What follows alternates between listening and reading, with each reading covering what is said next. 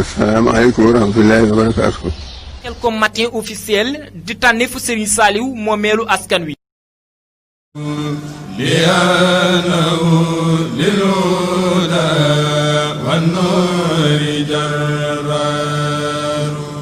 asalaamaaleykum wa rahmatullah ñu delluwaat ak yéen ci dellukaay nit ci tolluwaayu jamonoom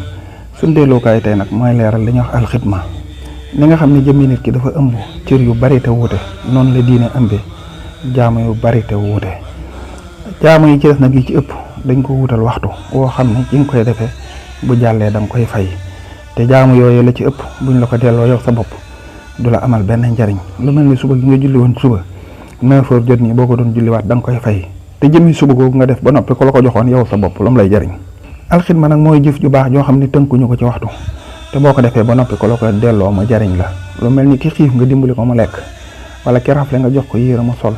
wala ki xamul nga dimbali ko ba mu xam wala ki ñàkk nga taxaw ko ba mu am boobu ko la ko delloo wala lekk gi mën nga koo jëfandikoo te loolu tënkuñu ko ci waxtu wu nekk mën nga koy defal nit. am na hadiis bu gudd yonente bi alayhi salaatu wasalaam dafa wax ne yàlla du deñ di dimbali jaam bi li fi ak jaam bi mi ngi sax di dimbali mbokkam. bu njëkk réew yi nga xam ne ay jullit dafa ëpp dañ daan am li ñuy wax baytul maal mooy trésor ñu fay dugal li ëpp ci alal réew mi ngir di ci jàngale ak yare ak liggéeyloo nit ñi ak dimbali way néew doole yi réew yu mel ni suñ réew yi nag loolu amu fa ñu wuutu yonente bi alayhi salaatu wasalaam ñooy taxawee loola amut ku ci gën a ràññeeku Cheikh Saliou Mbacké sañc barab yu bari bokk na ci ba ci gën a ràññeeku muy Khelcom ngir jàngale ak yare ak liggéeyloo nit ñi day mel ni pépinière boo xam ne fa la ñu jëmbate jiwu wi bu dëgëree ñu rocc ko bu ne ñu jëmbat ko ci barab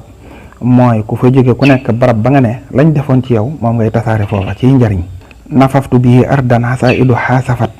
moo tax sëriñ Xalil Mbàkke di sëtam ne woon yaaman li nay lel ola taxusu Khelcoma fasrif xenaa naka warxal na wa Khelcoma fiha sifaun lima fil xalbi min xalalin wa fihi tuxsa bi ridwanin wa am kuuma yow mi nga xam ne bëggu kawe akuk baax tax nga war sa war waay bi gën a gaaw di ko wuti li gën a gaaw mooy jublul Khelcom boo fa demee liy faj xol bu wopp mu nga fa boo demee tamit liy dimbali nit ki ñàkk ba mu am mu nga fa sëriñ bi nga xam ne daa wuutu yonente bi alayhi salaatu wasalaam ci saahir ak baatin daf ne fukk lu man acha achannahu biya fali yaxallib xalbahu yaa rabbiya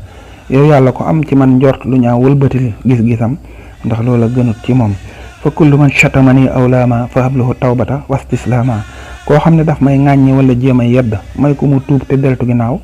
ndax loolu gënut ci moom fa kullu man xadamani aw shaara fa najji wax firloo aw saara ku ma liggéeyal wala ma siyaare ma jéggal ko ba noppi musal ko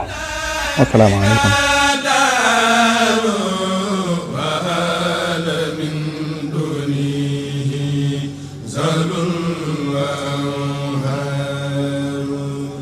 muhammadun min al ilaahi bir rasuul yatlubu yii na ngi ànd ak Khelcom matin di télé bi jiitu ci seeni bëgg-bëgg taxaw temm ngir di la yeggee xibaar yu wér te wóor Khelcom matin def leen ko seen moomeelu bopp bu leen fàtte abonné ci chaîne bi def ko seen yitte bës cloche de notification bi ngir jot yeneen vidéo yi gën a taaru